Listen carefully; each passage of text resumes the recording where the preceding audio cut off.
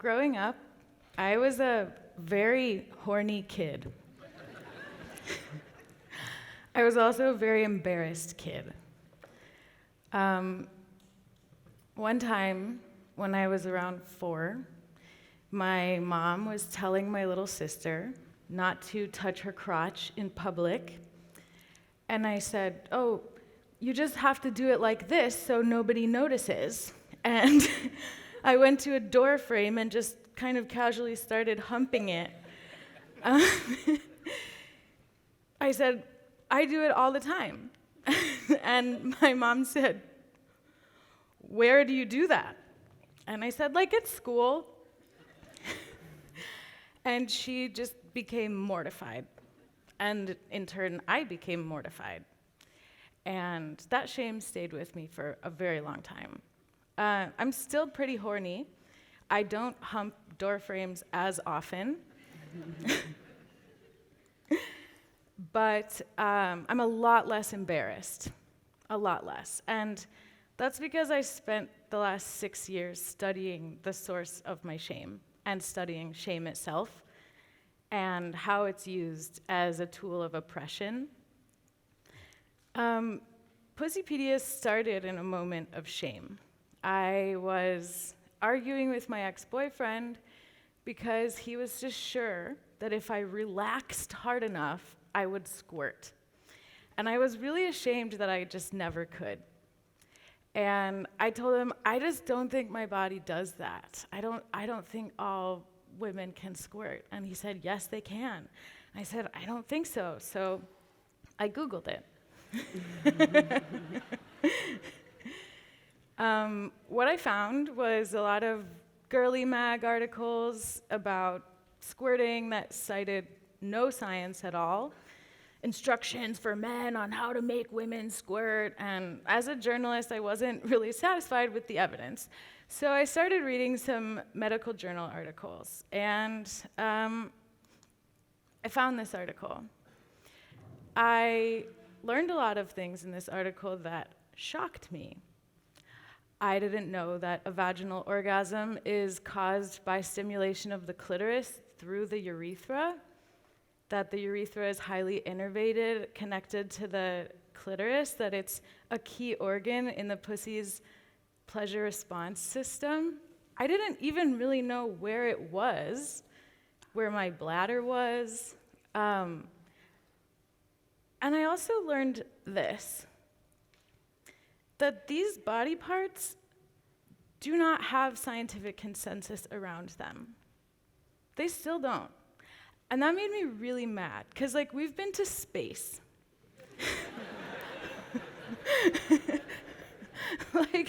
How are half the planet's orgasms not important enough to understand? I stayed up the entire night reading about pussies and learning a lot of things that just made me feel so exquisitely normal. And by morning, I wanted to do something about this. I thought, okay, all these things I just learned, everybody needs to know them, and my background is in taking big, complex concepts and turning it into accessible, digestible internet content. So I wanted to do something about pussies, and I knew exactly who I should call, and in the morning, I called María. Hi, I'm María Conejo. I'm that María. I'm Mexican, I'm queer, and I'm an artist. And for the past 8 years, my work has revolved around the representation of the body. I've been obsessively exploring my relationship with my own body, mainly through drawings and paintings, in an effort to understand why it is so damn complicated, and to share that process with the world. I've always felt that there was something wrong with my body, like a profound sense of dislike and discomfort that occupied a lot of mental space while growing up, and I wasn't able to articulate it. So when Zoe shared all this information with me, it was a big revelation to me too, because I realized that a lot of our relationship with our body is defined by how much we know about it. So I was shocked, why this information has been missing my entire life. Because knowing a lot of these things could have made things way much easier. So that felt unfair, and then we realized that we could do something about it by joining the things that we are best at. So we came up with this proposal of creating a place on the internet where we could gather all high-quality information about pussies, for it to have a render of the pussy, to explain its parts, and to be fully illustrated, not only to be attractive, but also to generate a pleasant and friendly experience while going through it. We also made a budget. We had a very structured plan. We looked for sponsors for a while, but we didn't got any response. And I guess everybody was just afraid of pussies. Pussies are still taboo. So in the end, we relied on our community, and we decided to create a crowdfunding campaign. And the first step to do so was to come up with a catchy name. So one of our strongest options was to call it Vaginopedia, but then we realized that we were using the word vagina incorrectly, because vagina only refers to one specific part of the system, the canal. And when we call the whole thing vagina, we're dismissing a lot of important parts, like the outer parts, where the vulva and the clitoris that has been historically erased is. So we needed a fun word that could include all internal and external organs, plus other anatomical expressions and gender identities that exist. So we decided to stick with Pussypedia, because pussy, it's a very fun word to say out loud, and we really like it. So we asked for $8,000 to create a prototype of this website, and the night before we launched this campaign, Kickstarter called us and suggested to lower our goal because they were afraid that we wouldn't be able to reach it. And this is us being super nervous before launching the campaign. And surprisingly, the day that we launched it, we raised half of our goal, and by the third day, we completed it. It stood up for a month, and by the end of it, we got the resources to create the actual platform, pussypedia.net.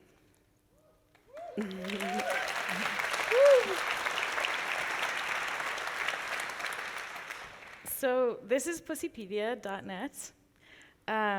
It has original articles written by volunteers from all over the world and edited and fact-checked and translated and illustrated all by volunteers.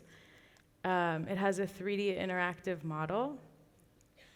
It's organized into topics. It's searchable. It has a highly vetted resources portal. And we had a few goals with the site. We wanted it to be accurate, because that's what's mostly missing from information online about pussies. So we created, with a friend of mine who was at Harvard School of Public Health at the time, a research and fact-checking methodology where we looked at only peer-reviewed science, no secondary sources. We looked at funding sources to make sure that we weren't using work with like big conflicts of interest. We traced every fact back to its original study and evaluated those studies. We looked at study design, and everything was fact-checked by like medical professionals after it was written. So that's accuracy. We also taught our writers with this writer guide how to explain, give scientific conclusions without overstating them. We wanted it to be accessible, so we asked writers to use very simple language and very short sentences and very low diction. We wanted it to be fun, so we encouraged people to make jokes. And we wanted it to be inclusive, so we did a focus group with intersex, non-binary, and trans people who made a series of guidelines that we implemented on the site. And Maria also made some very intentional decisions about the illustrations. Thank you. Yeah, as the art director of the website, I created this illustrator's manual for them to have these guidelines to help me create simple, bold, honest, joyful depictions of all pussy topics, using only black and white and one color of this palette that I set up for the project that is inspired in the colors that we can find in pussies. So we all went through this process. There was this collaborator that we had, this amazing Mexican illustrator, and she was commissioned to illustrate the herpes article. But her first proposal was to depict herpes virus as this scary monster that would come after you.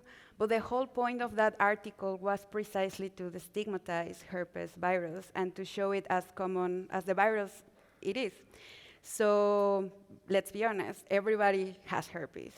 So she came back with a different proposal where she created these cute little herpes viruses that are enjoying what seems to be an spa day.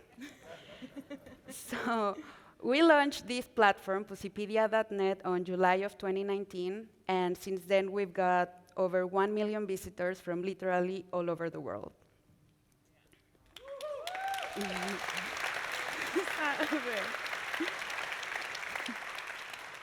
So, when we started the book, we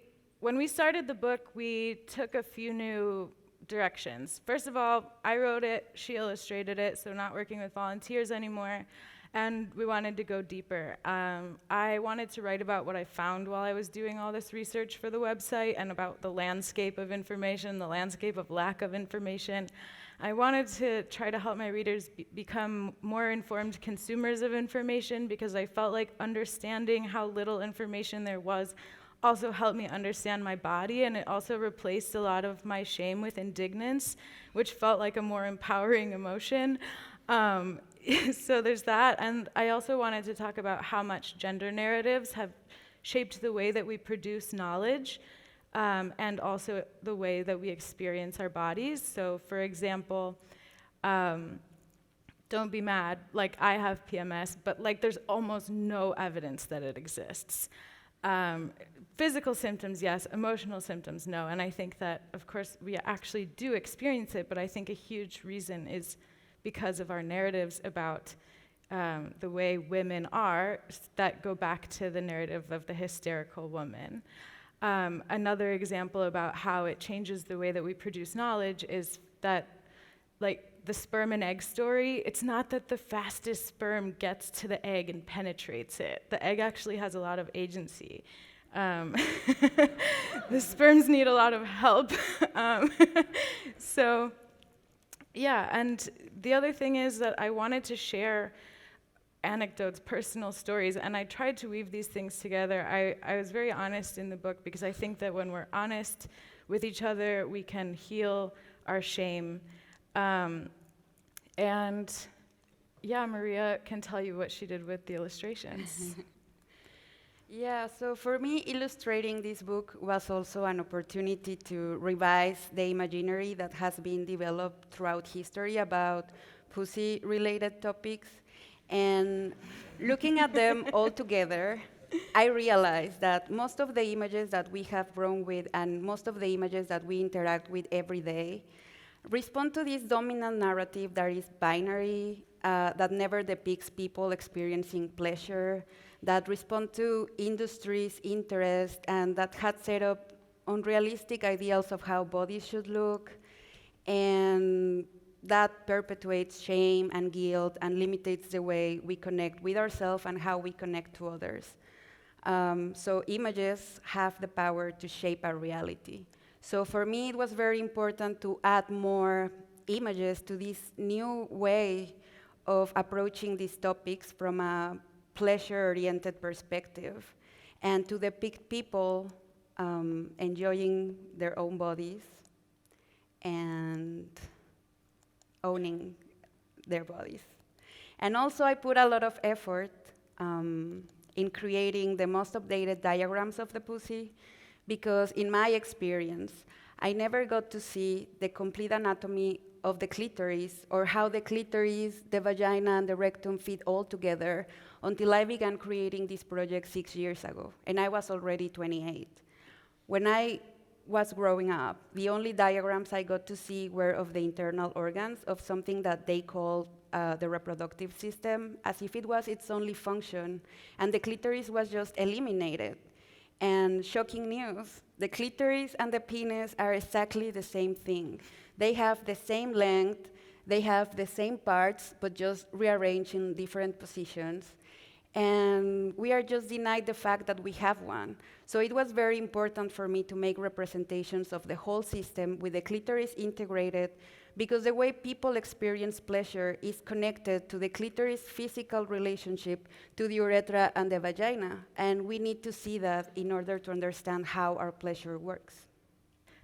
So, sometimes when I'm working, I open another browser tab and I read the news, and it's like, okay, like the world's on fire and millions of people are dropping dead of a plague and the water's running out and democracy is falling to pieces. And I think, like, should I really be spending this time comparing the chemical compositions of squirt juice and pee? But then I remember, like, how much of my time and energy and mental space was taken up with shame just 6 years ago, and I think about how much more joyful I feel in my body and how much more powerful I feel and capable and how much more I feel like I can do.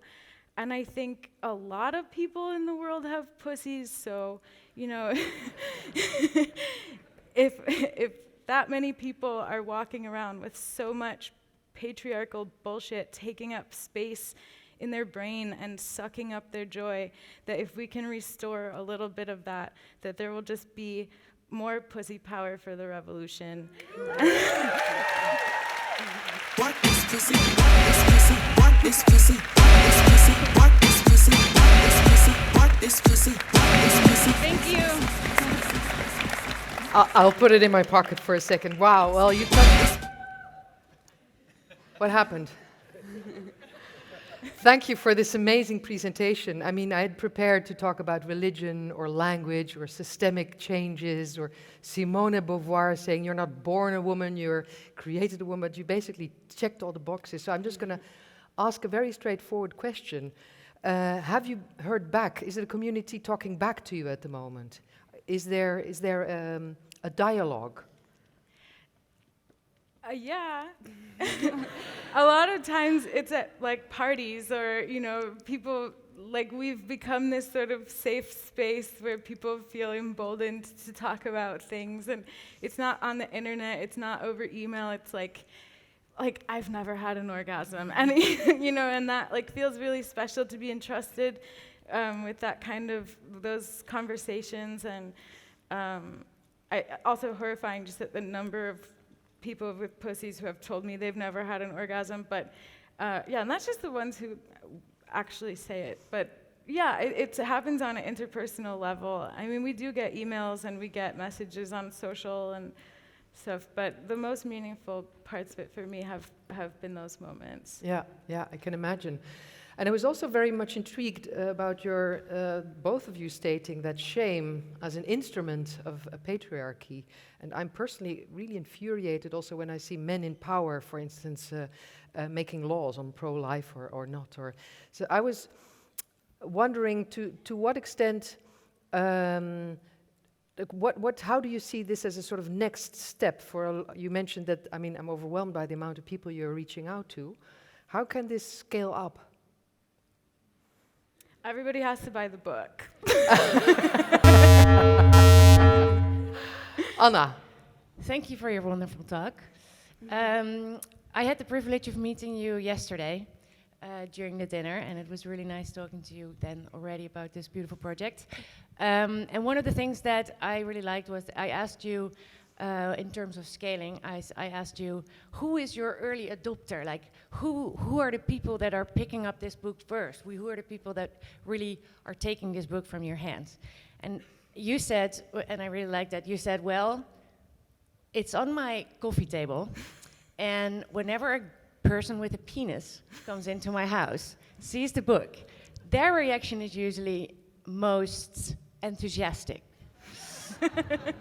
So I think I'm speaking for all the people with a vagina, that we concluded that we highly recommend every person with a penis to pick up the book and read the website and make this scaling happen. Thank you. Please give it up for Zoe and Maria.